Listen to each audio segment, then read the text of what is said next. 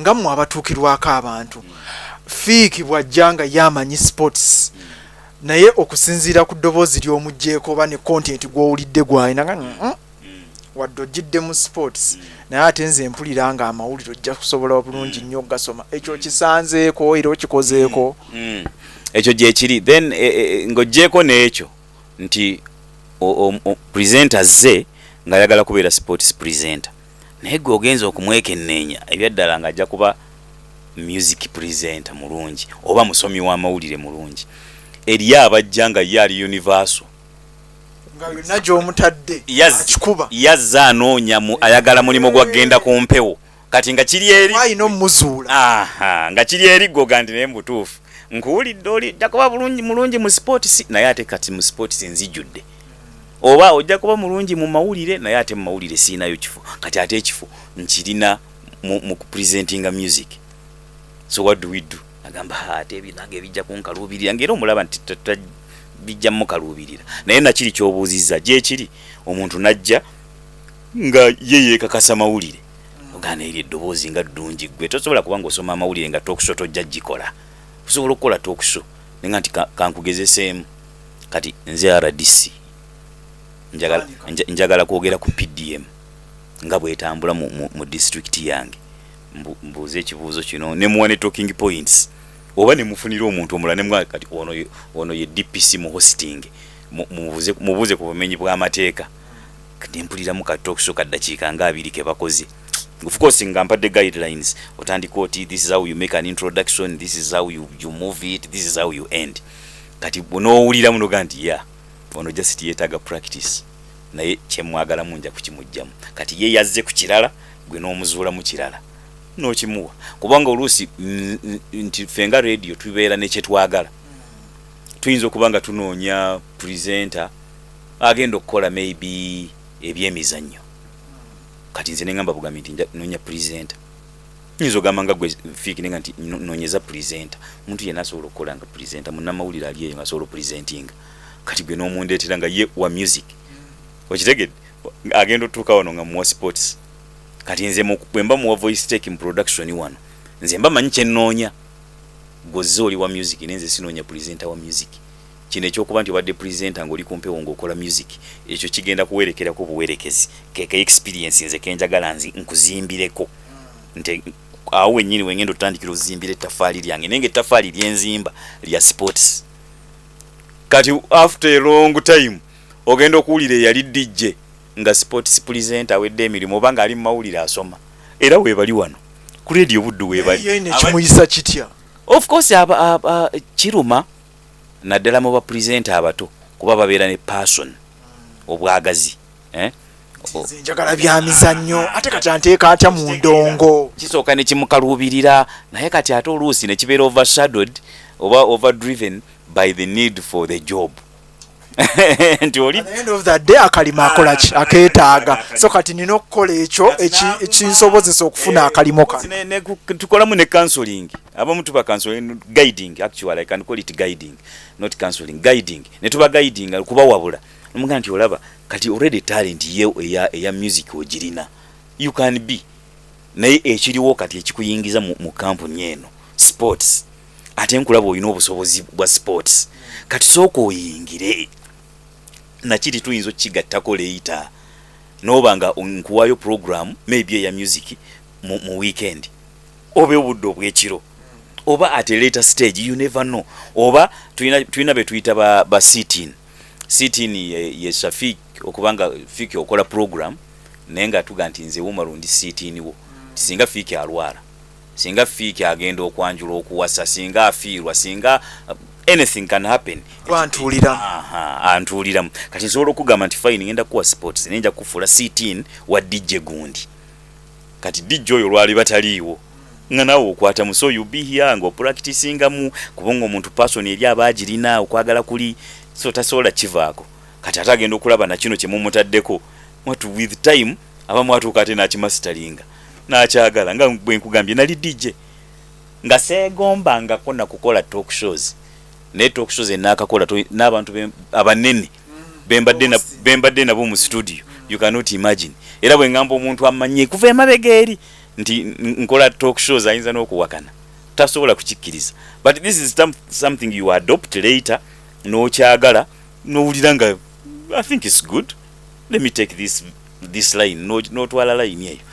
naye omuntu omulala yandigambye nti okwo tekuba kubulwa woogwa nti ate nyinza nti okubeera mu sports ate ndi mu music omuntu alabira ddala nga bino bintu bibiri byanjawulo nnyo byanjawulo naye kuba mwakafaananyi ng'oli driver ng'omanyi okuvuga emmotoka naye ng'omanyi n'ogikanika nga tokoma ku kumanya kugivuga na kugikanika naye ng'oli ne kanaabe ng'osobola ng'emmotoka yo osobola n'okuteeka sabbuuni awo mu bbaafu oba n'okwata olupiira ne weeyoleza emmotoka yo bw'eba efudde tokubira makanika omanya nti kino kyekifudde n'ogenda mu dduuka wali n'okigulayo bwe kiba kyakuinstallinga n'okyeteeramu osobola okuba driver avuganyizibwa everybody would regard you as the best knowledgeable driver, the best driver ever. Bachabala bakinterpretinga ng'ekyomutima omubi akati ate asobola okuba music ate ali mu sports ate asobola n'okusoma amawuli abala bagenda kukolawo bachabala bakitunuliramu mu ngeri endala bayinza okuba abatuufu kubeera nakyogeddeko wali emabega bwe wambuuzizza ti eddoboozi lyo mu imaging nga terikyawulikika ng'ate ku radio budde okyaliwo tuwulira lya muntu mulala kati kyekiri nsobologa nti nze programs manager ate nze ngenda okusalawo eddoboozi lyange oba lisigalayo oba terisigalayo kati omulala ne mutuulako ebyo bibi byolikodinga bibi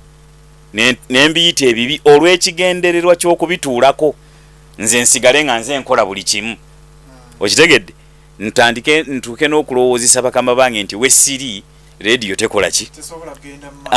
buli omu around the station atandika okundaba nti aji bw'aba taliwo ate munavoicinga ki yalina okuvoicinga munange yalina okukola kano yalina okukola kali kati abantu abalina karakita eyo mu society gye bali bangi abatuula ku talenti z'abannaabwe however kiyinza obutaba ekyo gye kiri sikiwakanya naye kiyinza obutaba ekyo ne kiba nti kampuni yennyini gy'okolera omanyi kampuni nga zino eziri private zaagala nnyo okuminimizinga costs zimaximizinga profit nti zaagala okukendeeza enfulumya zigeze amagoba gaazo kati baga nti bwe tuba tulina fiiki ono asobola okugenda mu production n'akola akalango nga yakavoicinga bw'avaayo n'agenda ku mpewo naye bw'aba ali fringa programu ye ewedde fiiki ono asobola n'okugenda mu field n'asaka amawulire okimanyi nti asobola n'okugasoma kati bagamba nti lindako mu kifo ky'okuwa abantu banna omusaala abantu banna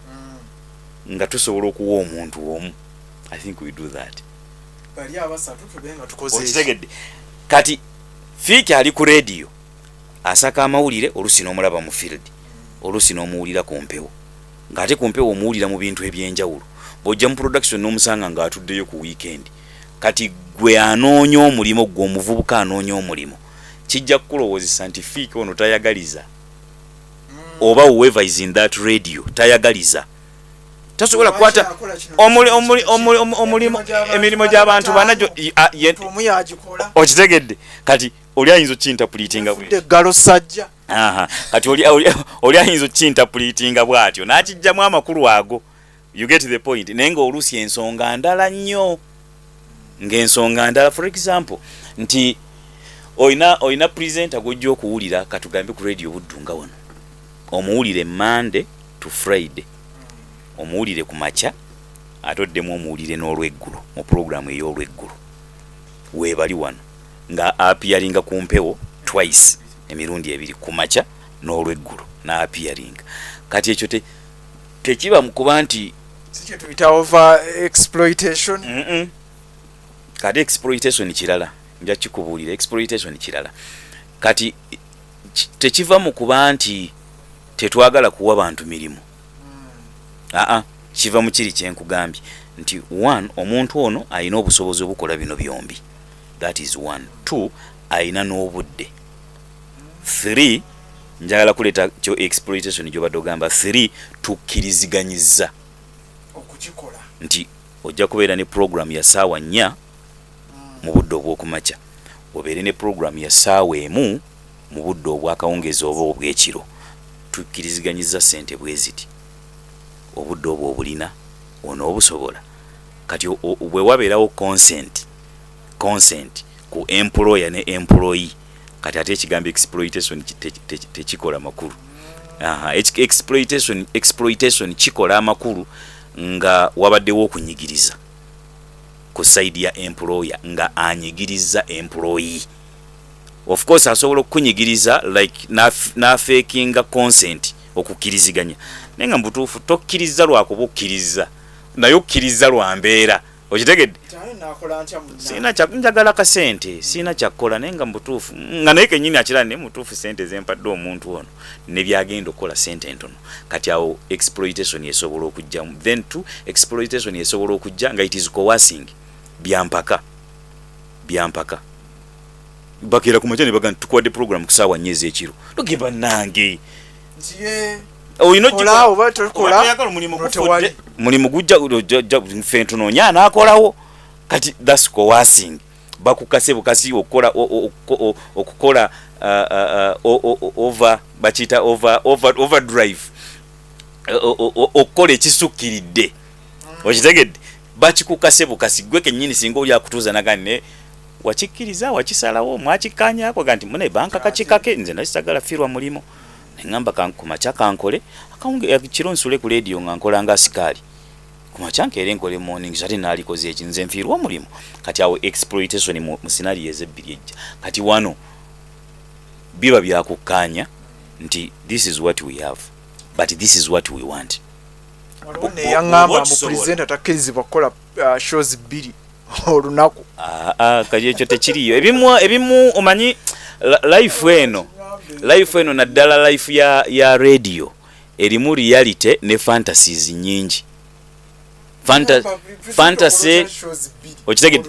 kati waliwo n'abaddeyo era ne beerimba omanyi mu mawanga gakulaakula nedda abantu babasasula budde kati ate wano tebasasula budde wano basasula kiseera mu mawanga agakulakulana basasula obudde nebyokola load obunene bw'omulimo nebbanga lyogukolera bwe budde nti omulimo gwo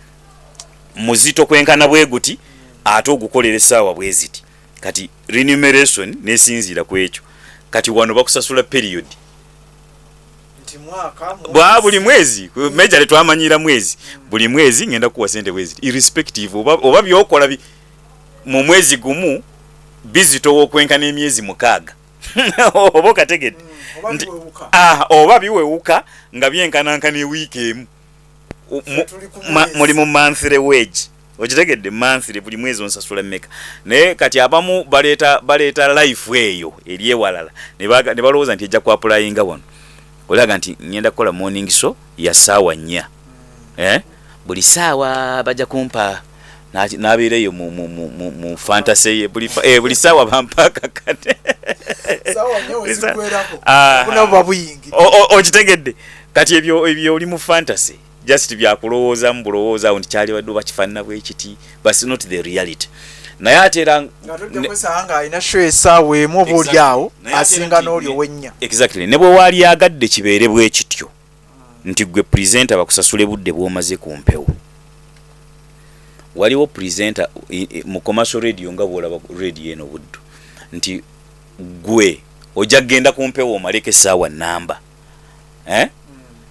mukama wako buuze nti katulabe sente z'oyingiza mu ssaawa eyo singa naye aga nti kale nange njagala kusasula okusinziza ku sente z'oyingiza essaawa yo emu gy'omaze ku mpewo radio eno eyingirizaamu sente meka mu ssaawa eyo oyinza okwesanga nga okoledde bwereero okumala emyaka ng'egi kati nti oluusi ne kampuni eno kusasula ekusasule ebyaddala eyinza okuba nga ekola loosi nga kampuni okuva January mpaka December ogikolesezza loosi tokolangayo wadde 11 mu program z'okola temuli mu kirango temuli mu kalango temuli mu mention temuli sponsorship no nothing gwe just ojja bweba mboozi n'oyogera emboozi yo abawuliriza ne baginyumirwa ne bakuba n'amasimu ne batumira ku bantu baabwe n'oggalawo n'enkeera n'ojja n'okola ekintu kyekimu omwezi ne guggwako kampuni neekusasula era naawe presenter akola ekyafuluma yeewaana nti nkola ntera okubuuza ba presenter baffe wano ne mbaga nti naye goli naakusanga nti okubaawo ng'otambula n'omuga nti nkola ku radio n'akubuuza nti naye ku radio okolayo ki omuga nti okola ki ku radio nti nkuba nnyimba njogera n'abawuliriza ku radio okolayo ki you get the point nkola Sunday special kyekiki kuba ne computer esobola ogikola eyo computer esobola okukola Sunday special bulungi ate kati twagiddwa AI waliwo ne software kati gwe baleese nga presenting nokukola talk shows na hosting abantu nga just software ali virtual taliiwo n'abuuza ebibuuzo mu bifeedinga mu feedings n'otuulaawo computer ne ku interviewing nekuba obulango nekuba music nesiibula n'abawuliriza nekwata n'amasimu kati yo technology tetunnamufuna wano naye mu mawanga agakulakulana gyali kyebasobola okusasula ennyo maybe nga bagadde eddoboozi lyo nibaga nti oyo software kale host katukozesa eddoboozi lya Umaru gwe ng'owulira nze aji Umaru nze ndi ku mpewo nenga ebyaddala siri ku mpewo nze nga nateekayo eddoboozi lyange lye bakozesa nenga software ayogera ebintu ebiri current abuuza ebibuuzo ng'abantu batudde mu studio n'akwata n'amasimu kati computer age awo wetuuse kati oli ajja kukubuuza nti gwe presenter ku radio okola ki nembaga nti oli singa ayimirira ku mulyango awo aga nti overkola program ewedde nti okoze eki of course tubyogerera mu training ze tubeeramu mu boardroom yaffe n'abantu okubagala okubateeka mu sense baveemu ekyo kyolowooza nti okugenda ku mpewo n'oyogera obwogezi n'okuba ennyimba n'okwata amasimu that's not commercial radio. Commercial radio is commerce byanfuna. How much are you bringing? Be conscious. Gwe nga tonatandika kubanja musaala na kubeera na musaala guno guli fantasized nali badde nfuna obukadde nga 8 nali badde nfuna obukadde bwe buti. How much are you generating? Since scheduling obulango buli program yange mention gwa zimpa scheduling kirala nnyo kati ate gwe obuvunanyizibwa bwoki gwe kyokola ekyo kyonga nti nkola ku radio okola koki nze nsoma mention zompadde mu program yange mpabulango eno commercial radio bwateeka mu teweerabire eno ebeera commercial radio program gyokola kyengezaako kukulaga eteekeddwa okubanga erina value attached to it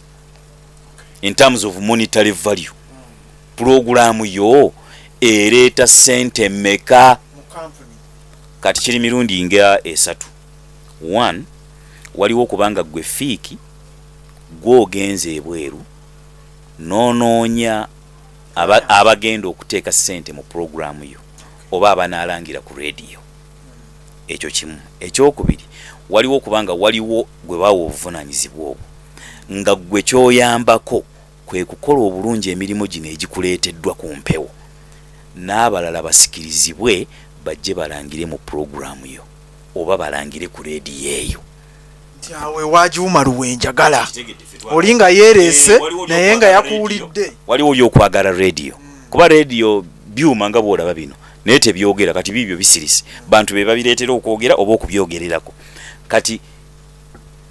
gwe bw'oba oyogera ku radio abantu radio eyo bajagala ne batandika ogiwuliriza. Forget program naye abantu radio bajagala bagiwulirize. Kati content gwoleeta ku radio gwe nga presenter gwoleeta ku muzindaalo asikiriza abantu okwagala bawulirize radio eyo kubanga abantu bwe bajagala ne bagiwuliriza then n'abalanga bajja kweyongera kubanga ebiseera ebisinga naddala mu mbeera yaffe eno ya Uganda gye tulimu abawuliriza ate si be balanga. The advertisers balala n'abawuliriza balala kuba bano ba advertisers bo bajja ku radio yo nga baagalako bali senazi bali bawulire ebintu byabwe. You get the point. Mubawuliriza batono nnyo aba advertisers mubawuliriza batono era ne bwokola research n'ogenda ng'owuliriza abantu nomo abantu ba bulijjo nga nti wali olanzeeko ku radio azaga nti nange kocha era n'amakampuni agalanga mugamanyi kati abo betuyita ba advertisers nebo banoonya ba listeners bano kati gwe presenter buvunaanyizibwa abo okukakasa nti radio eno erina ba listeners bangi ewulirizibwa ekyo entirely kiri mu buvunaanyizibwa abo tekirina mu buvunaanyizibwa bwa programs manager kubanga is your talent gy'oteeka ku mpewo okitegedde yereetera abantu bagamba nti ha eyo radio bakola ekiriyo nze nga siri nayo programs manager sinze nagenze ku muzindaalo nze just sirina ku manage nze obudde kikole bwoti genda na kino yiya bwoti kibulamu wano kino kijja kusaana yongeramu kino kati n'oleeta obukugu bwo n'oleeta talenti yo n'oleeta obusobozi bwo ne buvaamu product abantu gye bagenda okuyaayaanira ye program ewulirwa kati abantu ne batandika okuwuliza radio advertiser bw'ajja n'akola research nagamba radio kiwa muno radio ki gye basinga okuwuliza mu kitundu kino nti radio buddu nagamba awo wetu batuteeka obulango kati oba okola newankubadde directly tewalese kalango naaka naye obulango bugenda kujjula ku radio kubanga okola kati oba oyina value eri attached kuggwe awo n'osaba ka increment bangwa mangu okuwuliriza of course like any other job ne bwoba tonnakasaba bakuyita banga nti bwana gundi ba employer abamu balungi nnyo basiima ba employer abamu balungi basiima nze ndi haji nakola hijja mu 2013 nakola hijja naye omanyi hijja ya sente mega apparently oli mu milioni rozanga 2 apparently kati weeri naye saatekamu wadde 10 zaali mu milioni nga 12-13 saatekamu wadde 10 saatekamu wadde 10 hijja yali funded by the managing director Dr. Ronald Segawa nakimpanga ekirabo ng'asiimye kati ba employers abamu basiima you don't need to ask for an increment akuweerawo n'akulaga nti asiimye of course n'abatasiima gye bali they are employers who are unlucky abo be bangi nno haji ba employees abali unlucky gye bali nga wagwa mu mbi za employer nga yeta tasiima employer abatasiima bangi definitely gye bali naye nga wano ku radio wood is totally different ono twamufunanga kirabo twamufunanga kirabo of course ate nkulimbe bangi abatulamuziza nga baagala okututwala but I've been here since 2011 nze natandika okukola ne radio buddu 2011 mu gw'omusanvu ngenda kuz'omwezi 2 20th July 2011 lwe natandika okukola ne radio buddu tulimo PM n'obufuna najja ndi programs manager najja wano nga ndi programs manager nga ndi presenter up to today nkyali presenter nkyali programs manager and we are moving so hopefully maybe nja kulitayalingira wano God willing nditayalinge ngambe akati mfuse consultant kati obwaji tebuba butaagaliza mwana yabeerawo naga nti nani super bije nange nyingira ddi mu office yaje anti kati ate olwokuba si bya bufuzi nti bwe giggwako omulala yayingira office kati wano tuli mu buweereza nga buli omu ayingirira mu buweereza bubwe kati nze sinze mukulu nego olide nkugenda nti ngenda kubeera general manager olide nkugenda nti ngenda kubeera assistant managing director nkugambye ngenda kulitayalinga kuba najja wano ng'obuvunanyizibwa bwe bampadde bwa kubeera programs manager so I'm satisfied with that so sajja wano nti mbeere presenter then mbeere programs manager then mbeere general manager then mbeere assistant managing director then mfuke CEO then mfuke no that's not the goal ya kutuukiriza buvunanyizibwa mukama wo bw'aba akuwadde obutafuuka okuba kampuni eyinza obutafuuka yiyo naye ate kati kyembadde nkugamba okyasobola okubeera mu bifo ebimu ku ebyo ebiddira anti kisinziira ku mukama wo ye kyakwagalamu mukama wo bw'aba akuwadde omulimu n'akugamba nti oli kino kyenkuwadde nze kyenkwagalamu kati gwe tosobola kuga nti naye kati ate mukama wange toyagaliza maze emyaka 6 nga ndi ku reception kati naalibadde artist ndi assistant manager osobola okikola you can't kati si bwe bityo bwe bikola of course abatera okwogera enjogera eyo baba amusole tuze babeera ne shallow mind kyekiri kye nagamye nti abantu balina fantasy gye batayawula ku reality ku kyaddala ekikolebwa ekiriwo bwe bakuwa omulimu baba bakuwadde mulimu ogwo so tebakuyingiriza mulimu nga ttendekero mukati ayayingira nga ali mu P1 kati ali mu P7 kati atagenda mu senior 1. That's not how it works mu mirimu. Bwe baba kuwadde bwa driver bakuwadde bwa driver. So drive yayimba nti yajjanga kirina kati manager. Of course waliwo abayina emikisa egyo. Nti oli nayingira mu company nga mukozi wa wansi. Nakola ebbanga company nemwesiga ne bamulabamu obusobozi maybe ne wabaawo avuddewo oba naturally oba avuddewo lwa nsonga ndala nga bwe tuva ku mirimu batugoba bakola batya ne bagamba gundi fiki gira taking over. Fiki taking over. Kati nze nkoledde wano ku radio Buddu ne wansi waba manager ndozo no gwe tulina manager wa kusatu. Wakuna actually nasangawo manager bamuyitanga Job Onyango yali munna Kenya nga ye general manager oyo naavaawo ne wajja Maka Tamale nafuuka general manager. Maka Tamale naavaawo ne wajja Tom Atalieba nafuuka general manager. Tom Atalieba naavaawo ne wajja kati mukyala Letitia Namazigwe tulina naye wakati waba manager abo abana bonna nga bwe mboogedde mbadde mbeera keyateeka nganze nsigalawo weeks 2 mwezi gumu but nga sikirina ekyo kuba nze ndi mu reality siri mu fantasy nga sikire kigamenti naye kati lwaki atenze tebandeseewo kati banga lyemaze wano ekyo kifo mbadde nkisobola no mukama wo kye yakuwa ye yamanyi osobola tosobola kola obuvunanyizibwa bwo anakikuwa bwana alaba nti tokisobola ajja kukuleka woosobola kuba naawe wooli yakulaba nti woosobola kati sigwe wera abangi nnyo abatasobolawo exactly oli awo bw'anaaba akugjeewo eddibu lijja mulema okukola ki exactly so kati emirimu bwegityo bwegiri Jono nja muzza akonjagadde nkakuwe atulaba otegeere ate era ofunemu naye bwe tunaba tukomyewo okukola interview endala empanvu kubanga emboozi bingi byenjagala tuwayeemukko naye njagala bwe tunadda nkubuuze lwaki abaana abasomya amawulire abasinga obungi tebafunye emirimu ku zi radios ne TV. Of course answer zensuubira mu zoonompa ojja kuŋŋamba nti bagenda kusoma busomi nga basoma professions endala naye tebalina talent ate no mu radio ne TV twagala talent. Eyo terimu naye gwe